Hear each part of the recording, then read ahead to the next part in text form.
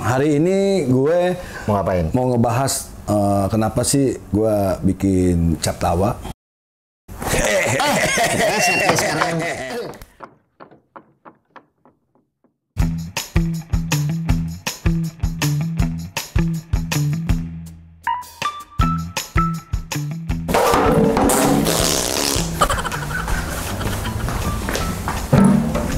Lu kok gini sih? Salah. Kursi. Oh, kursi gue. Salah, sob. Gue kira tempat sampah. Salah. Maaf ya. Kursi. Lu nggak bilang sih koordinasi dong. Lu kan briefnya jelas nggak tadi? ya gue kan. Nah masalahnya kan lo kan lo kan di belakang panggung, koordinasi yang jelas, Dad. Makanya lo harus lebih ahli. Belipet. Mesti jelas kalau lo nge-brief. Jangan dikit kenapa sih? Jangan dikit. Terus orang. Oke, good friend. Hari ini gue mau ngapain? Mau ngebahas kenapa sih gue bikin cap tawa. Dan kenapa sih gue harus kolaborasi. Bahasa Thailandnya kolaborasi, bukan, kobola apa sih? Kolaborasi.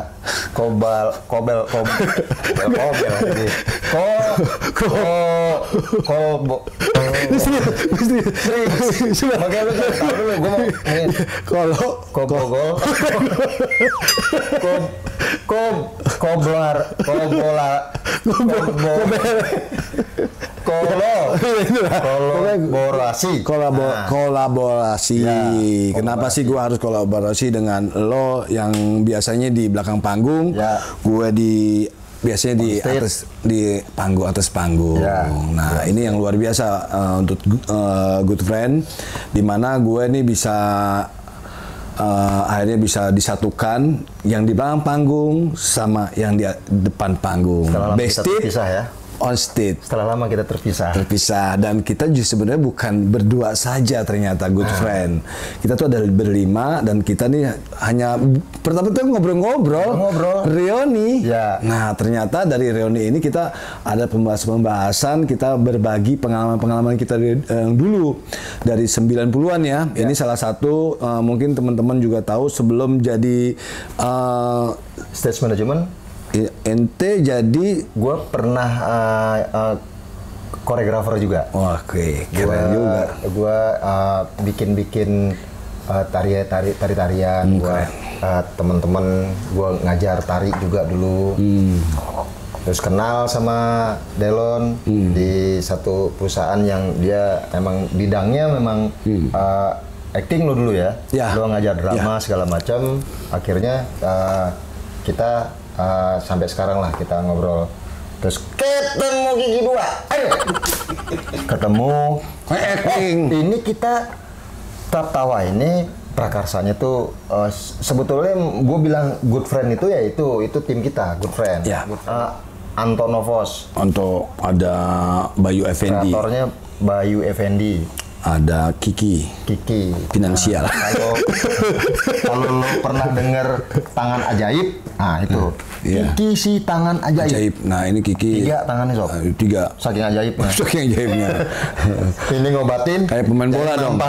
Kayak pemain bola dong. Iya, pemain bola Arab. Kakinya 3. Kalau Kiki tangannya 3. Kalau pemain bola Arab kakinya 3. Panjang. Jadi begitu udah lari kalau mau lewat ya kemarin sini kaki ketiga. Tuh, hati-hati loh, Arab lo. Enggak, gue jadi kayak gitu, janganlah. Gue jadi inget dulu, Dad. Jadi dulu tante gue tuh mau diceraiin. Iya, mau diceraiin sama lakinya, sama om gue juga. Karena mohon maaf nih, good friend, ininya mohon maaf kecil. Biasa kalau ini kecil kan nggak nafsu kan laki kan, dia susah payah bagaimana berobat, dia suntik, dioperasi dia nggak berani. Akhirnya dia konsultasi dengan dokter, ternyata dokter juga menyarankan jangan disuntik atau dioperasi. Tapi ada salah satu seperti kayak binaraga ya, kayak misalkan membesarkan otot gitu. Nah itu ternyata bisa, Dad.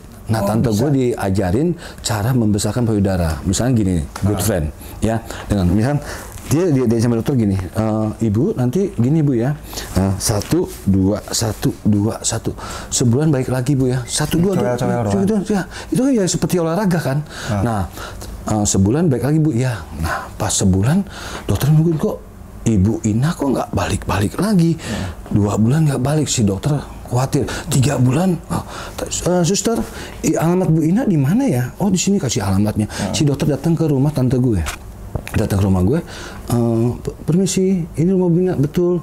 Ada Bu Ina, oh ada dok, masuk si dokter tuh nungguin. Ibu Ina lagi di mana? Di kamar mandi. Kok lama banget?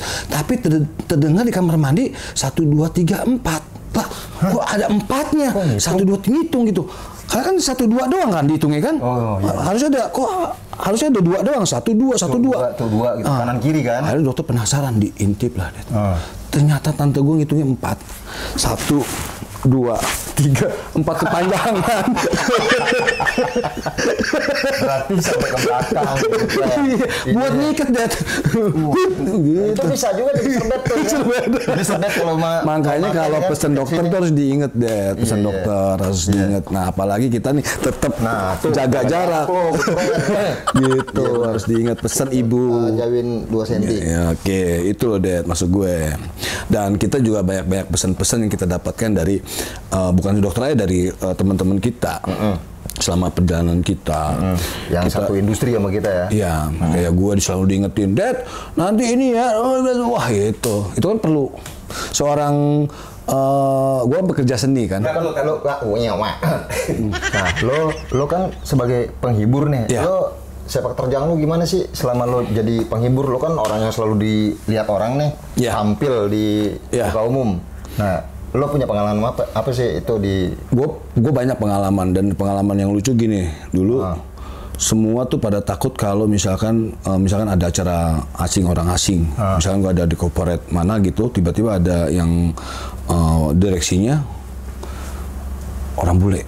Wah, itu pada takut tuh. Ngomongnya bule. Pasti Delon kan nggak bisa bahasa Inggris, tapi gue hajar. Gimana? Gue nekat aja. Ini pengalaman dan berbelas-belas tahun belum pernah dengar nih dia bahasa Inggris. Lu gimana ngomongnya? Gue ngomong normal bahasa Indonesia. Gue normal bahasa Indonesia. Boleh ngerti? Enggak. Gue normal. Lah, dia kenapa tinggal di Indonesia? Kalau gini lah, kalau gue tinggal di Amerika, gue harus bahasa Inggris. Kalau dia tinggal di Indonesia, dia harus bahasa Indonesia. Gue kirain good friend, dia tuh ngomong bule, ada solusinya tuh, akhirnya jadi ada interaksi. Enggak ada solusinya. Dia ngomong bulenya nggak ngerti kan? Bukan gini, good friend. Kalau pola pikir gue gini. Gue di mana bumi berpijak, di situ gue menggunakan bahasa itu. Misalkan gue tinggal di Makassar waktu itu lama kan, sebulan gitu. Pakai bahasa Makassar, bahasa Jawa tetap bahasa Indonesia lah, bahasa Indonesia tetap lah. Orang Makassar kan di Indonesia. Masa gue pakai bahasa Inggris, lo pakai otak dong lo. Karena keunikan dia nih, jadi sampai sekarang gue nggak bisa lepas. Nah, gue tadi di panggung gue mau sembuhin lo sebenarnya. Gue tuh ngerjain dengan, tapi gue dengan pakai bahasa tubuh gue bermain. Jadi si gue tuh tetap nggak ngerti. Kita lihat. Tetap ngerti. Bahasa tubuh. Maksudnya bahasa tubuh misalnya gini. Itu kalau kata bahasa Jawanya body language. Nah, maksud gue gerakan-gerakan itu yang gue lakukan, dan banyak juga yang keanehan dari teman-teman IO. Gue tuh nggak, kalau dikasih kertas itu namanya apa? Itu script. Bukan, Q-Cat. Tau nggak apa? Itu rata-rata nggak ada tulisannya di sini. Terus lo? Karena gue nggak suka baca. Gue nggak suka. Lo bukan huruf juga? Bukan huruf. Gue lebih banyak ngapal. Karena gue banyak spontan gue. Jadi banyak kan dibantu oleh sama co-host atau host yang memang dia. Kali dikasih tahu kayak. Entah gini. Oke, gue. Berarti kalau gue nih, gue kan sebenarnya sebagai orang belakang panggung nih, gue pasti kan handle nih talent kayak gini. Jadi lo nggak butuh skrip ini segala macem, tinggal di brief aja, lo udah bisa tuh. Apal lah, banyak apal. Berarti kalau istilah ininya good friend, dia audio kinetik. Audio kinetik. Itu. Iya. Audio kinetik. Lo jangan teriak-teriak lo. Maksud lo apa lo teriak-teriak lo? Biasanya maksud lo apa? Gue di belakang panggung begitu. Maksud lo? Ampun bang. Biasa gue ketemu gitu tuh, good friend. Nih biasanya kalau gue di belakang panggung, kalau gue kan nggak pernah kelihatan nih kerjaannya. Nih ketemu talent kayak gini nih, baru tahu. Gue ikat nih, yang susah ngikutin konsep, ngikutin rundown. Dia saya enak di sini tapi susah juga. Enggak, gue ikutin Rana tetap. Tapi lo tetap ikutin. Based on konsep gitu. Tetap. Cuman gue yang lo sampein. Banyak teman-teman IO yang biasa sama gue, dia tahu gue karakter gue dan gue dikasih kebebasan untuk explore mau apa bebas lah. Sampai pesertanya nggak ada pun gue tetap main aja. Iya benar. Dan lucunya gue pernah sama Bayu, gue bikin marah sama Bayu tuh. Marah. Bayu Effendi, bukan Bayu Asin, Bayu Effendi. Sapam yang di itu di MRT. Jadi ini juga dalam kopi. Jual soto juga. Jual soto juga Bayu Effendi. Nah Bayu Effendi itu gue pernah main. Ini acara di Barbados Kemang. Ya, yang perahu itu. Iya betul. Dulu kita ketemu. Kita ketemu. Nah itu kan Diamond kan? Iya. Nah dibilang acaranya santai lo acara lawak santai Yang habis kita acara di Gerbek tuh ini. Itu dia. Itu dihancur-hancurin ya kan? Ya itu yang gue naik ke panggung, terus pas baru mau naik panggung dibilang, mohon maaf harus serius. Gue stres di situ. Terus lo pernah serius? Dan gue gak pernah serius. Gue tahu dia gak pernah serius nih. Nah tapi gue disuruh baca, gue baca gini aja pakai itu marah semuanya ngamuk. Ya gue bilang gue bukan tipe orang yang begitu. Gue dikasih mic naik panggung gue bikin lucu, oke. Itu kerjaan gue. Karena gini loh satu acara kalau buat gue kalau nggak lucu, nggak meriah gitu kan, yang mencairkan acara kan MC. Gue bagaimana mencairkan? Gue pernah mencairkan acara, gue naik itu nggak cair, gue kesel, gue ke belakang panggung, gue minta LO, minta bantu cari es supaya cair. Es di panggung kan. Maksudnya. Nah pengalaman lo gimana Kalau gue good friend, sebagai orang yang create show nih di stage. Gue memang butuh nih orang-orang kayak gini nih. Jadi gue butuh orang karena kan sebenarnya kita nih server aja kan dari klien maunya gimana. Jadi kalau gue nyebutnya host kayak lo MC yang tampil gitu di stage, emang gue butuh good friend, butuh yang memang bisa nyairin suasana. Karena kan nadinya nih ada di MC nih, nadinya ada di MC. Kalau MC gue banyak ketemu MC-nya kayak pocong. MC-nya gue udah capek ngebrief ini segala macam, dia ngangguk-ngangguk aja begitu pas ngerti kan lo kan nggak. Kalau gue tanya lo udah berapa kali MC? Saya baru pertama kali bang. Mampus gue. Pokoknya hiburan semuanya ada sama Delon. Sampai dia bikin yayasan nih. Gue ngeliat, di postingannya, brother gue udah bikin yayasan sekarang. Aku Badut Indonesia. Itu nanti. Kan lo udah jalan. Iya, tapi nanti itu ntar gue ceritain tuh. Nah, ntar lo di episode berikutnya akan dibahas nih sama dia nih. Ya, tapi yang pasti gue salut sama lo pekerja event ya. Lo belakang panggung yang orang-orang MC-nya udah pulang, udah terima honor, artis-artis udah terima honor, udah tidur manis. Lo masih aja di belakang panggung yang mengatur ini. Itu yang good friend nggak tahu ya. Banyak pekerja-pekerja seni itu yang sakit. Iya kan? Banyak teman-teman kita yang sehat, walafiat, tiba-tiba jantungan, sakit liver. Itu yang teman-teman good friend banyak di selama COVID ini. Banyak gue sedih ya, banyak teman-teman gue yang sehat-sehat di belakang panggung itu ternyata mungkin karena stres, mungkin apa, meninggal. Itu. Kalau kapasitas ini teman-teman good friend, bedanya dia sama gue itu akan mulai kerja mulai dari kalau dia di hari H nih, dia masih standby aja. Kalau gue H-2, gue udah mulai itu. Gue udah naro speakernya di mana, kabelnya udah urut gimana, terus gue udah coba bunyi nggak nih semuanya instalasi yang gue pasang. Semua kebutuhan equipment gue cek semuanya itu. Terus sampai jalur nanti nih Delon akan keluar dari sini nih kayak Dewi Persik. Sedih. Delon nanti talent juga tuh gue harus mikirin akses nanti band keluar dari mana. Terus harus gue marking nanti pocongnya kumisnya putih. Jadi apalagi kalau yang berurusan sama pejabat-pejabat. Wah itu lebih. Tapi Dad parahnya prepare-nya. Lo bukan masalah min H2. Tapi seminggu, sebulan, lu udah capek duluan deh. Udah, mau bikin udah konser, lokasi. udah macam-macam. Kadang survei lokasi, udah begini-gini, udah diinin, nggak jadi acaranya, apa nggak stres deh. Gue sering banget. Itu kalau rugi berapa tuh deh biasanya? Kerugiannya kayaknya bisa seumur hidup tuh deh. Tapi kalau gue sebagai orang, sebagai pekerja seninya, itu nggak ada rugi deh. Karena gue dibatalin pun dapat duit. Hitungannya gimana lah? Iya kalau gue kan, cuma kalau gue nggak ada ruginya. Bisa dibatalin ya gue tinggal DP doang yang gue ambil. Cancel fee lo ada. Dapat. Kita enggak. Gitu, gila. Nah, kita jadi good friend ini benar. Ini bukan cerita apa ya, bukan kita bercanda, bukan kita ini, tapi ini perlu diketahui good friend. Inilah di satu sisi mungkin banyak klien-klien atau teman-teman yang biasa menggunakan jasa IO. Ini pengalaman yang luar biasa. Mungkin good friend nggak tahu kalau saya pribadi pekerja seninya sebagai on stage-nya di atas panggung atau talent-talentnya itu aman-aman aja. Selama ini karena apa? Semua kita sudah DP sebulan atau seminggu sebelum acara kita sudah terima DP. Betul. Dan itu pun banyak gue pernah ngalamin. Kalau nggak jadi berarti DP nggak balik kan? Iya. Gue pernah ngalamin 11 acara. 11 kota, gue gagal 10 kotanya, tapi gue dapat 10 kotanya, gila nggak lo? Indah banget kan? Gue dibayar 10 kotanya, satu kotanya gue main, pas 10 kotanya karena ada hal sesuatu yang memang harus di stop oleh pemerintah, cancel. Gue terima. Padahal lo udah dibayar. Gue udah dibayar 11 kota, gila. Enaknya itu jauh sebenarnya perbedaan antara yang on stage sama yang backstage nih, karena gue punya cerita nih, good friend. Dari sisi penampilan aja. Hujan. Dari sisi penampilan aja, gue tuh udah beda. Iya. Dia nih kalau mau perform segala macam atribut yang andalan-andalan bisa keluar. Kalau kita cicaknya nggak bisa.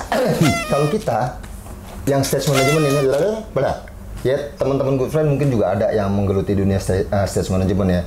Gue harus pakai hitam-hitam. Karena kenapa? Karena biar pergerakan kita tidak begitu terlihat. Karena kan kita orang belakang layar nih. Jadi kita pun ada estetikanya. Kalau di panggung tuh harus angkat kaki. Enggak.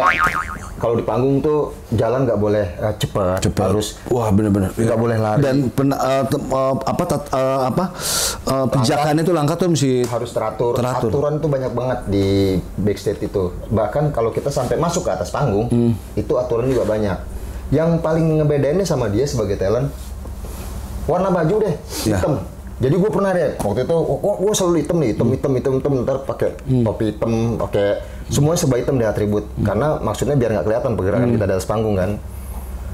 Sekali-sekali gue waktu bulan puasa, gue bosan banget nih kayaknya gue kena kutuk nih pakai baju hitam. Semua stage management tuh pasti hitam. Betul.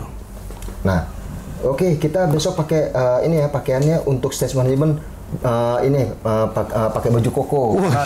Ini Ramadan kan. Wah, seger. Kita pertama kali ini kita pakai warna lain. Begitu dikasih mau panitia kokonya hitam. Hitam lagi kokonya gua. Itu kira koko kan putih gitu, apa gitu kan. Hitam deh. Tetap sekarang. Oh enggak, Det. Gue pengalaman gue juga gitu juga, Det. Lo kan tau gue kan seorang magician juga kan. Dan gue biasa kalau magician selama ini gue pakai baju ini yang gue sekarang sudah berubah. Dulu gue pakai baju hitam terus. Lo tahu kan? Gue selalu hitam. Nah, gue pernah dimaki-maki di Makassar, Det. Kenapa tuh? Itu sama klien, dimaki-maki. Gue saking kru, gue buka kru kali gue ya. Lo mas gimana sih acara gue? Wah Allah. Bu maaf bu, saya magiciannya. Oh maaf, mukanya muka kru sih. Gitu. Jadi seolah-olah good friend mukanya ID card. Iya, makanya itu. Tapi itu gue karena gue baru datang dan belum dandan, pas dandan.